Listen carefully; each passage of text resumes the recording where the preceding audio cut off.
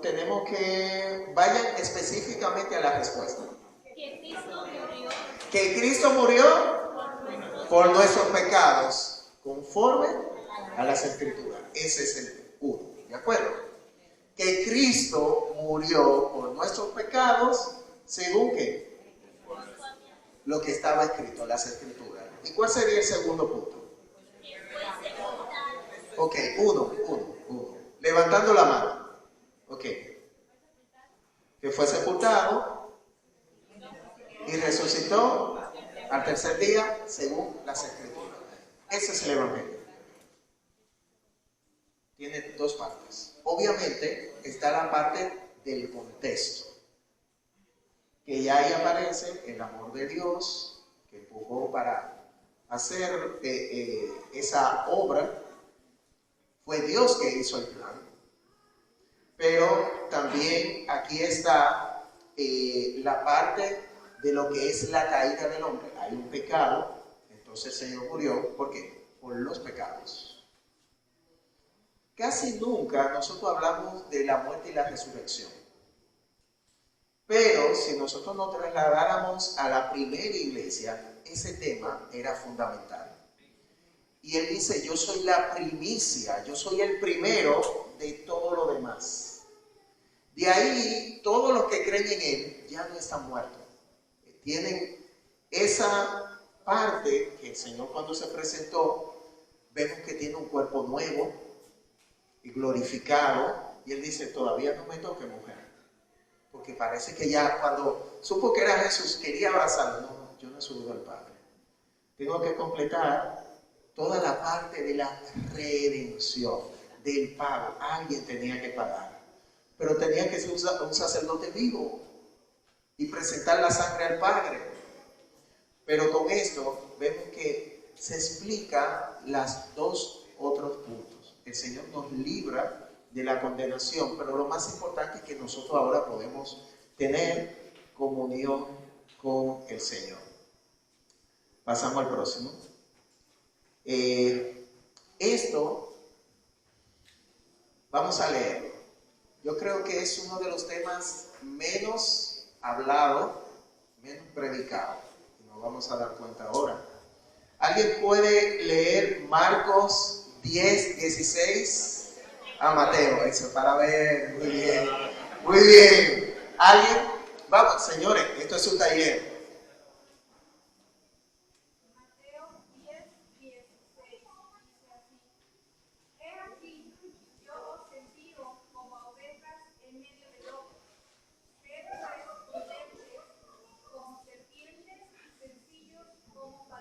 Muy bien, una pregunta, ¿con qué se compara en este momento a los cristianos?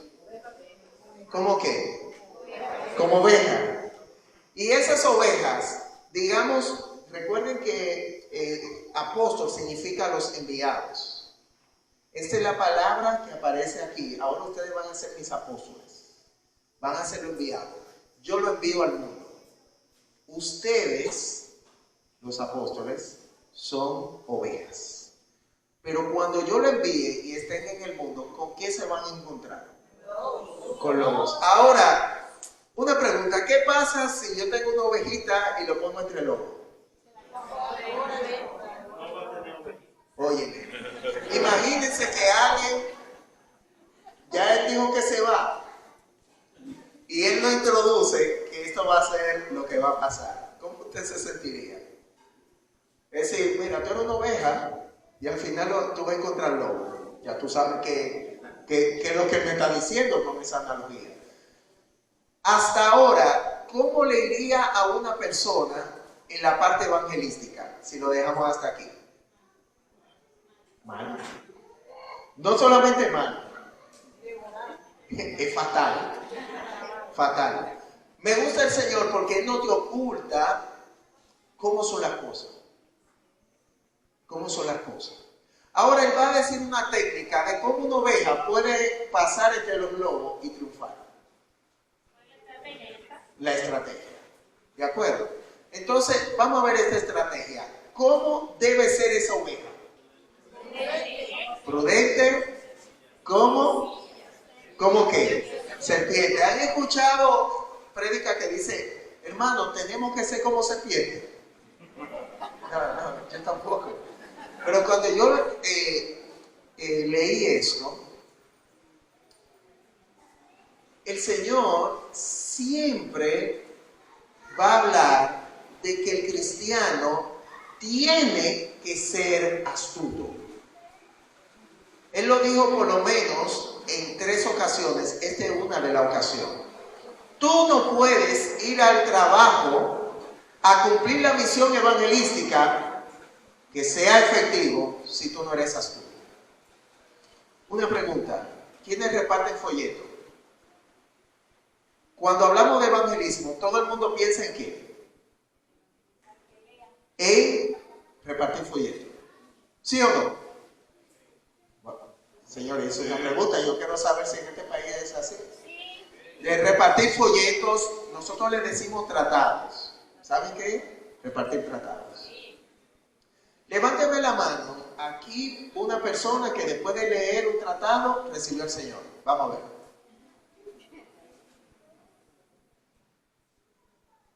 Voy a hacer una pregunta un poquito difícil. ¿De acuerdo? ¿Es efectivo? ¿Es efectivo? No es efectivo. Te voy a explicar. El tratado, ¿cómo es el evangelismo? Y le voy a explicar. El evangelio tiene que ser llevado por un testigo. Un testigo. Cuando yo entrego la hoja, yo no estoy siendo un testigo. El evangelio tiene que ser llevado, hablado por el testigo. No solamente está el testigo, sino que el testigo tiene que hablar. Por eso, cuando ustedes revisen cómo fue que se convirtieron, se van a dar cuenta que esa no fue la forma. Nosotros hemos abandonado las formas efectivas. El tratado tenía una función y puede tener una función ahora dependiendo de cómo yo lo utilice. Si solamente lo entrego, le voy a decir, no va a ser efectivo. Yo cuando reparto tratado, me dicen, Guillermo, ¿cuántos tratados tú repartiste? Yo repartí 5 como mucho. Nunca he repartido más de 5. ¿Por qué? Porque yo me siento con la persona. Alguien le tiene que explicar. Es como que el Señor, ¿cómo predicaba el Señor? A la distancia. Le pasaba cosas y ¿cómo era el Señor? Él iba, se sentaba, comía, tocaba, cercanía. Cercanía. Que la persona vea tu vida, que vean tus ojos cuando habla del Señor. Que tú le puedas decir, el Señor transformó mi vida. Que yo le pueda decir, yo estoy aquí para ti. Y eso es lo que está faltando. Hay iglesias que crecen mucho. ¿Por qué? Ellos utilizan tratado. ¿Pero cómo lo utilizan? Ellos se sientan con la persona y le explican.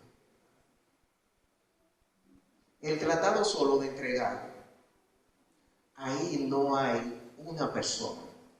La palabra es poderosa, sí, la palabra es poderosa, pero Dios dijo, me seréis testigos. ¿Quieres ser efectivo? Sí. El tratado que tengas en la mano, pídele al Señor, Señor, yo quiero explicar bien tu palabra. Ayúdame. Quiero ser un buen testigo. Fíjense que he dicho solamente por entregar, que es la parte que yo descalifico como un buen evangelio. ¿Cómo debe ser la repartición de tratado? Saque el tiempo para hablar con la persona.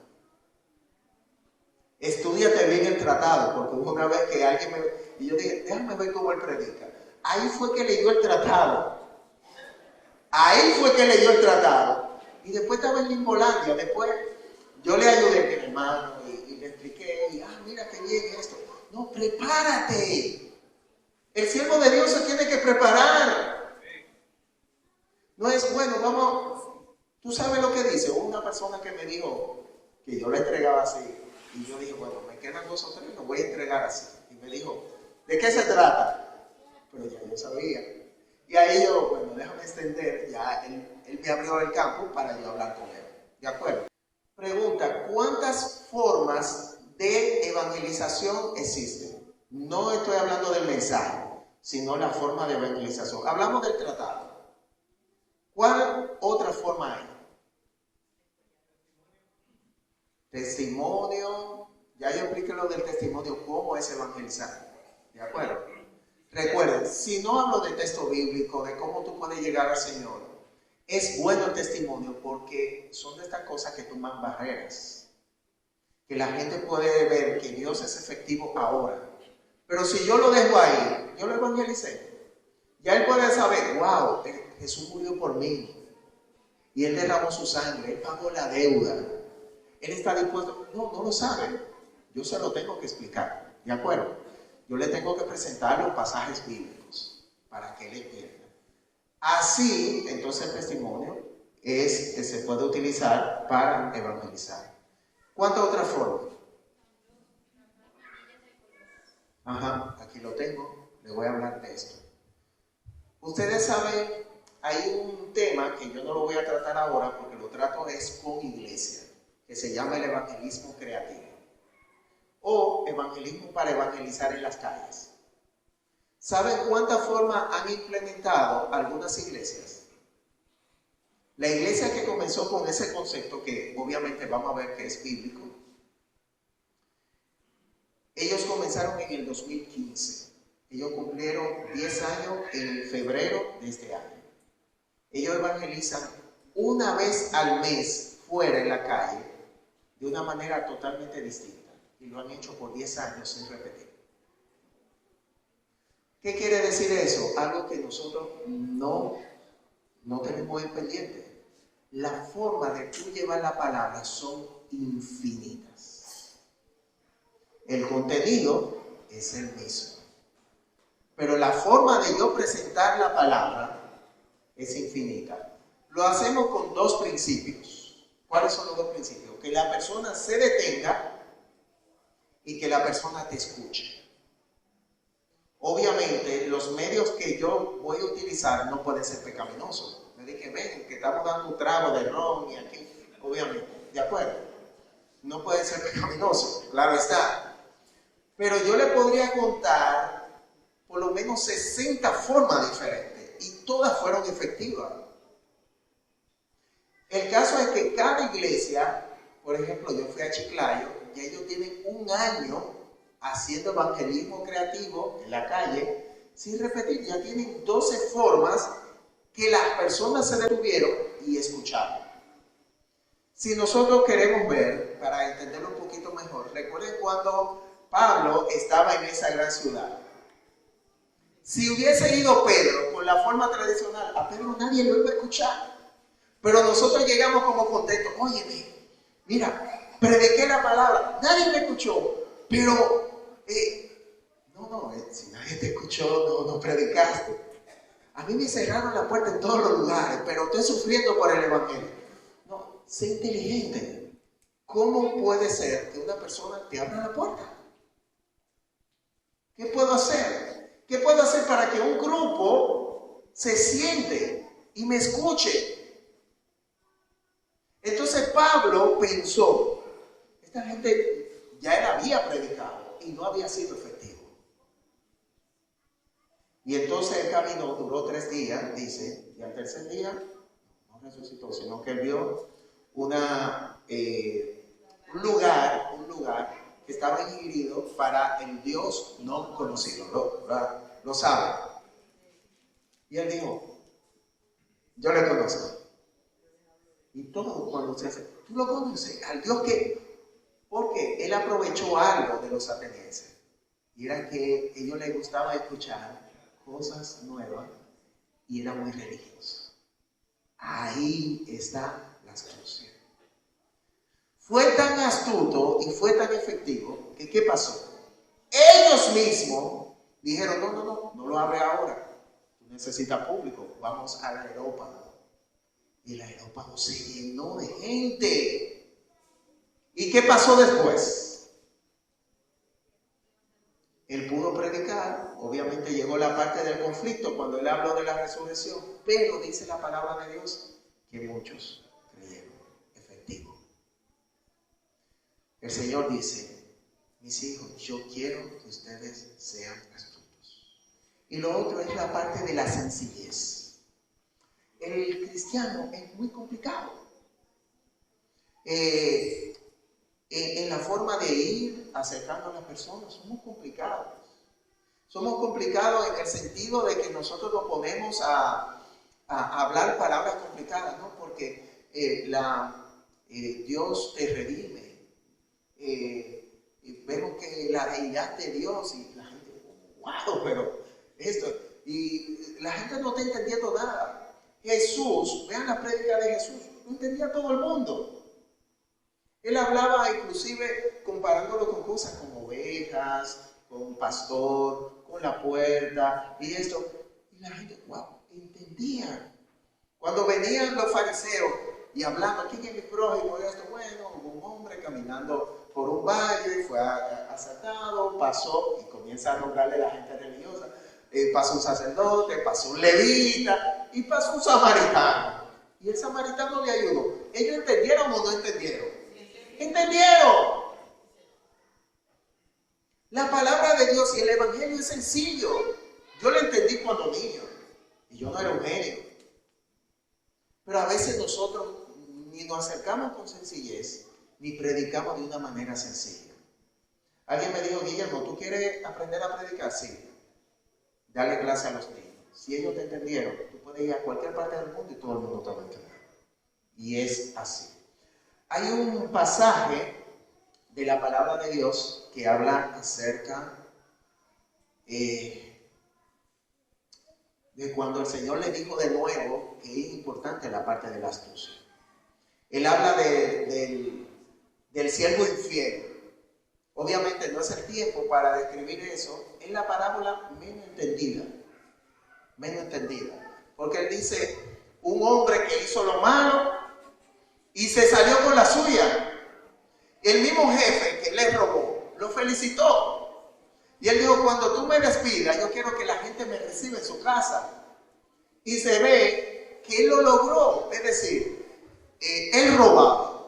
Lo iban a votar. Él dijo, yo necesito trabajo y salir bien de aquí. Y él logró las dos cosas. Y la palabra de Dios dice, mismo Jesús, lo felicita. Él hace esa historia y lo felicita. Porque no entendemos algo de la enseñanza que él quiere dar. Alguien que lea Lucas 16:8. Ok, hermano.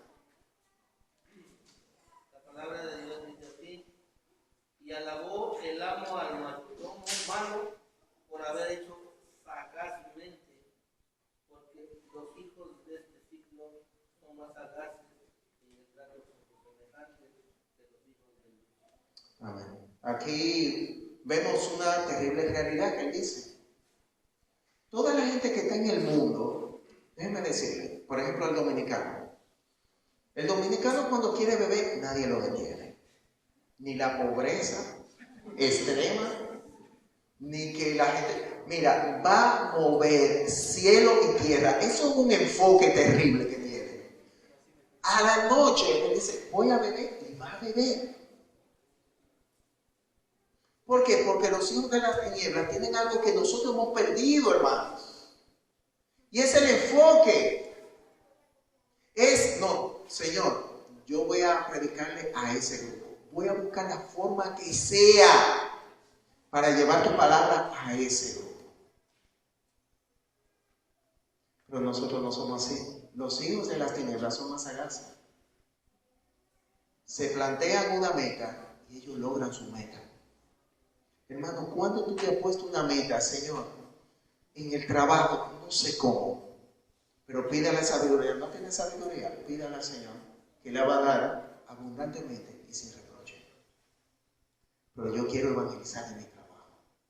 Yo hice eso en la universidad. Yo estaba mal en la universidad. hasta que tuve un reencuentro con el Señor leyendo la palabra. Y yo dije, yo voy a evangelizar en la universidad. ¿Saben lo que se me ocurrió? Me reuní con varios cristianos, éramos de diferentes denominaciones, y dijimos, tenemos que evangelizar aquí. Todo dominicano le gusta ver discusión. Nosotros hacíamos una discusión controlada. Y sí, porque íbamos a evangelizar, nadie tenía tiempo. Pero comenzaba una controversia de algo y tú veías que llegaba gente. Y estaban ahí, todo el mundo muy atento. Y yo le hacía ahí como, teníamos una seña como, oye, ya, nos agarrábamos el botón o algo así. Y ahí, uno de nosotros comenzaba a evangelizar, evangelizamos. De eso que evangelizamos, se convirtieron 3. Es decir, no todos el mismo día, pero tuvimos esa dicha de ver personas que vinieron a los pies del Señor. Porque eso fue analizado. El dominicano es así, bueno, tenemos que utilizar esa forma. La controversia. El Señor utilizó la controversia. Cuando le dijo a la mujer samaritana, mira, búscame tu marido. Él utilizó la controversia con Nicodemo. Le movió la cabeza a Nicodemo. Y después le da la explicación. Y entonces, él utilizó la necesidad. Yo he utilizado esa técnica. Yo le digo, mira, necesito tal cosa y esto y lo otro. Mira. Y después ya hay un poquito más de confianza y entonces le hablo. O la curiosidad. Yo le he dicho a algunas personas, ¿a ti te gustaría saber lo que para mí es lo más importante? Lo más importante de la vida. Sí, me gustaría saber. Entonces le cuento mi testimonio y ahí le voy llevando los textos y he predicado así. El caso es que ¿cuántas formas existen, hermano? No hay límites. Son infinitas las formas. Entonces debemos de poner todo esto. 2, hay algo que vamos a entregar ahora y se conoce como el libro sin palabra, el libro de colores, pero ya vemos una diversidad de cosas. En Argentina encontré un valor que ellos lo explican. Entonces aquí nosotros tenemos una pulsera, aquí en este lugar, que le voy a pedir, al equipo de producción, increíble, fantástico, le va a repartir. Esto es una de múltiples formas, ¿de acuerdo?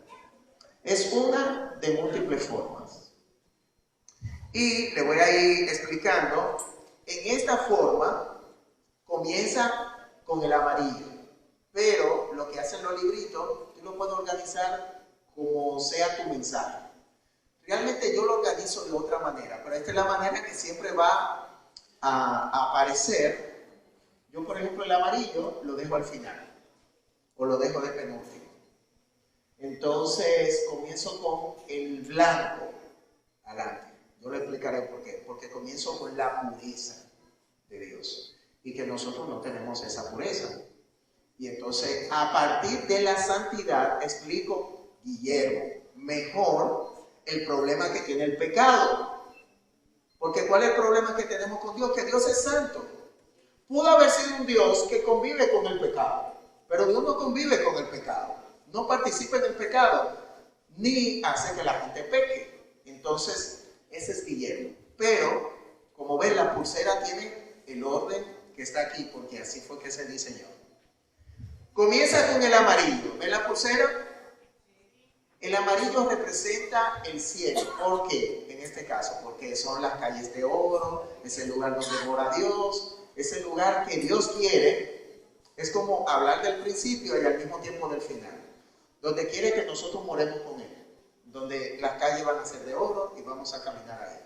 Ahora, se dice que hay un problema. ¿Cuál es el problema? Recuerden que el texto que se utiliza ahí ya es Apocalipsis 21 y esto, pueden ver. Luego, vamos que hay una división, hay un problema. No podemos estar delante de la presencia de Dios. Estamos destituidos de la presencia de Dios.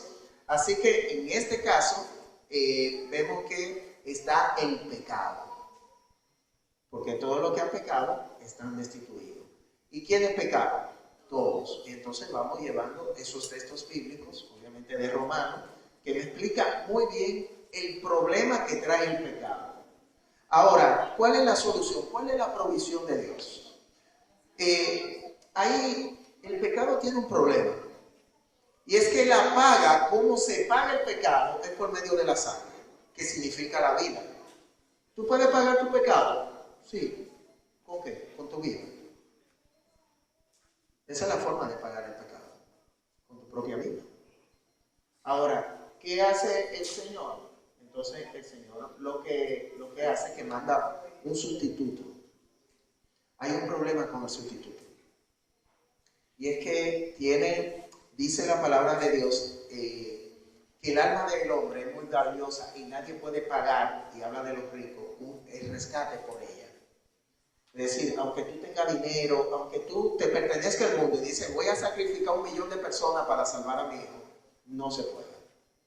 Porque el cordero o la provisión tiene que ser perfecto, sin mancha. Y nadie está sin mancha. Entonces, ¿cómo solucionamos el problema? El problema se soluciona con Cristo. Cristo vale más que toda la humanidad. Su sangre es muchísimo más valiosa, su vida es muchísimo más valiosa que cada uno de nosotros. Entonces, Dios, ¿qué hace? Envía a su Hijo. He aquí el Cordero de Dios que quita el pecado del mundo. Tiene esa capacidad. Un ángel no podía hacer esto. Y después vemos aquí el perdón. Si tú le recibes, Él te perdona. Él paga la deuda. Él quita esa deuda que pesa sobre ti. Y luego vemos el color verde que tiene que ver con el crecimiento. Que se habla de la oración, que se habla de la lectura bíblica, que se habla de congregarse y se habla de compartir la palabra con los demás. También nosotros tenemos, y de esto solamente lo voy a nombrar así, el cubo evangelístico. Que yo he visto estas presentaciones, esta es tipo llavero, he visto cubo evangelístico, me encanta el cubo evangelístico. ¿Por qué? Porque la gente, cuando tú lo vas moviendo, si nunca lo has visto, hace el efecto que le dije, que la persona se quede y te escuche. Vuelvo y digo, estoy dando estos métodos, pero me encantaría que usted abra su mente a todas las posibilidades que Dios presenta. Estos, gracias a muchos hermanos que han hecho, hay tratados muy buenos. Hay uno que se llama Las 4 Leyes Espirituales, que lo utilicé, y si yo tengo que elegir un tratado, yo elegiría ese tratado, muy completo para evangelizar. Y te dice, si la persona se convierte, los textos que le ayudan en su vida cristiana, que está iniciando. Así que si alguno llega a conseguir ese tratado, más que un tratado es un folletito. Es un folletito. Nosotros hicimos un tratado con preguntas, que son preguntas y respuestas y eso. Yo les recomiendo también, motívense a crear un tratado para tú sentarte con una persona. Y que estén los textos especiales, y que uno le pregunte a la persona y la persona. Pero hermano, es que es demasiado que podríamos hacer. Hermano, que el Señor le bendiga grandemente. Y yo voy a estar por ahí. Hay más cosas que decir ahí. Quiero terminar con esto. La mejor forma de evangelización, le voy a decir, la que yo vi en la Biblia. La mejor forma de evangelización es el discipulado. La fe viene por el oír la palabra de Dios. Cuando yo discipulo a alguien, recuerden que el discipulado no es solamente a cristianos. El Señor dijo, id y haced discípulos. ¿Qué es un discípulo? Alguien que te sigue. Que está dispuesto siempre a reunirse contigo. El Señor, toda la gente que le siguió, que dice que eran discípulos de Él, ninguno había nacido de nuevo. Solamente un grupito mucho más pequeño. Pero dice la palabra de Dios demasiado clara en muchas ocasiones que el Señor estaba rodeado de discípulos. Llegó un momento, tú quieres ser efectivo, por lo menos ora por una persona. Hazlo tu discípulo. Y predícale. Tengan muchos encuentros. Porque a la medida de que van explicando la palabra, viene la fe, viene el conocimiento. También dice la palabra de Dios que el Espíritu de Dios es que va a convencer de qué? De pecado, de justicia y de juicio. va a convencer a quién? Al mundo. Al que escuche la palabra de Dios, el Espíritu de Dios va a comenzar a trabajar. La fe va a aumentar y esa persona puede venir a los pies del Señor. Mis hermanos, que el Señor les bendiga grandemente.